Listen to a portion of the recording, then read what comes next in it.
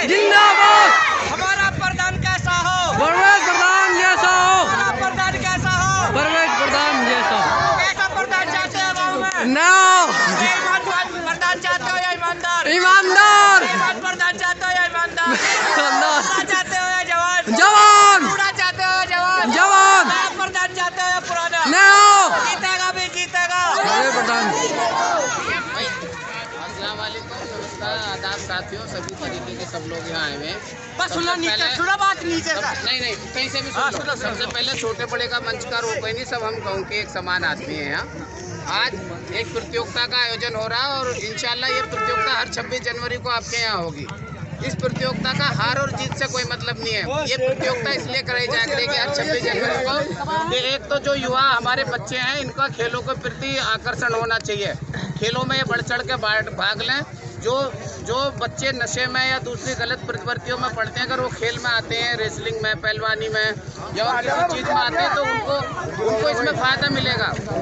जो डाइवर्ट होते हैं, जो आपके अंदर ताकत है, जो आपके अंदर एनर्जी है, उस एनर्जी को आपको अच्छी जगह लगाना है। अभी तक क्योंकि आपकी एनर्जी को कोई इस्तेमाल करने वाला नहीं मिला, तो मैं आपका भाई हूँ और आपकी जो एनर्जी है उसको अच्छी जगह डायरेक्शन, जो पढ़ाई में अच्छा है वो पढ़ाई में अच्छा रहे, जो खेलों में अच्छा है वो खेलों में अच्छा रहे। तो क्योंकि जैसे आपको पढ़ाई से नौकरी मिलती है, ऐसे ही स्पोर्ट्स कोटे से भी आपको डायरेक्ट नौकरी मिलती है। बहुत सारे मेरे स्टूडेंट नेशनल, इंटरनेशनल और ओलंपिक लेवल पर आज कई BSF, CRPF और पैरामिलिट्रीज में हैं, खेल कोटे से यूपी पुलिस में भी हैं। रिकॉर्ड करिए इस बात को और जानकारी जुटाइए कि मेरे तैयार करे हुए खिलाड़ी हैं या नहीं हैं, या वैसी फर्जी मामला सब चल रहा है। और जब दूसरी जगह के खिलाड़ी उसका फ़ायदा ले सकते हैं, तो हमारे गांव के बच्चे भी वो फ़ायदा ले सकते हैं। मगर हमारे गांव के बच्चों को आज तक कोई उनके अंदर एनर्जी को उनकी चेक करने वाला आदमी नहीं मिला, उनको डायरेक्शन देने वाला आदमी नहीं मिला। सिर्फ इस्तेमाल करते रहे या ये सोचते रहे कि ये आगे ना बढ़ जाए। मैं ये चाहता हूँ कि मुझसे सब आगे बढ़ें, क्योंकि जब मुझसे सब आगे बढ़ेंगे तभी तो मुझे फ़ख्र होगा। उसके लिए हमने आज ये प्रतियोगिता का 1 किलोमीटर की दौड़ का आयोजन रखा है, जिसमें अभी तक क्या था, 14 साल से ऊपर का कोई भी बच्चा उसमें भाग ले सकता था। मगर जो ऐसे बच्चे हैं, ये छोटे छोटे, इन्होंने भी अपनी फरमाइश रखी है कि हमें भी दौड़वाया जाए।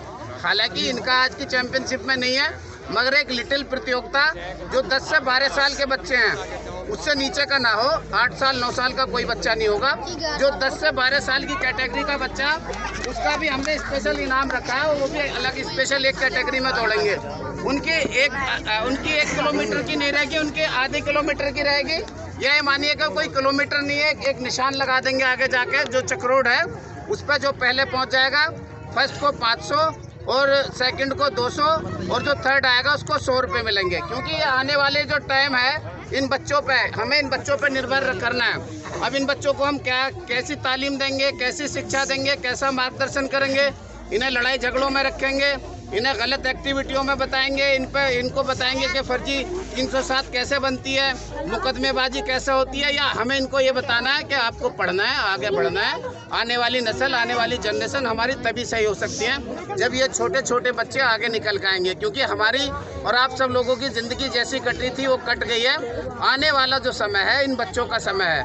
कुछ अपकमिंग है, कुछ और नीचे से निकल कर आ रहे हैं, छोटे छोटे बच्चे हैं। तो मेरी आप सबसे दरख्वास्त है, आज की इस दौड़ को कोई भी राजनीतिक दौड़ से नहीं लेगा, सिर्फ इसलिए कि हमारे भाईचारे की और सद्भावना की दौड़ है।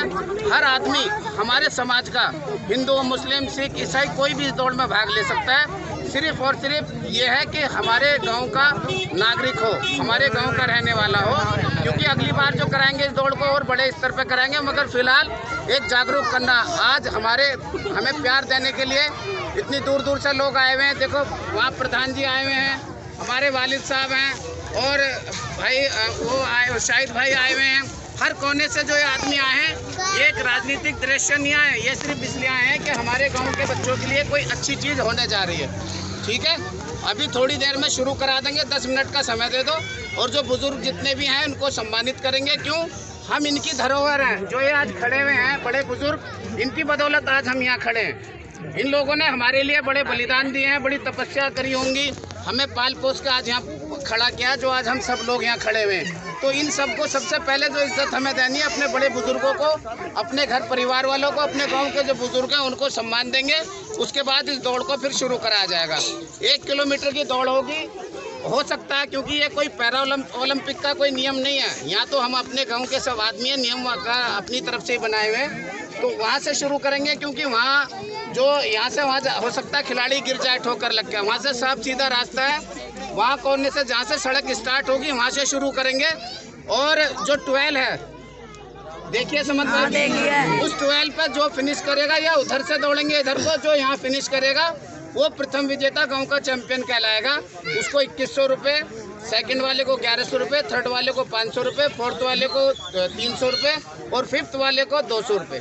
5 तक इनाम रहेगा। जो छोटे बच्चों की दौड़ होगी उसको हमने यहाँ तक रखा है, उसमें 500, 200 और 100 रुपये इनाम रखा गया है। ठीक है, सब समझ गए। और जो बच्चे वीडियोग्राफी में मेरे पास आएंगे वही रहेंगे, ऐसा ना हो कोई ईख में से निकल के भगले।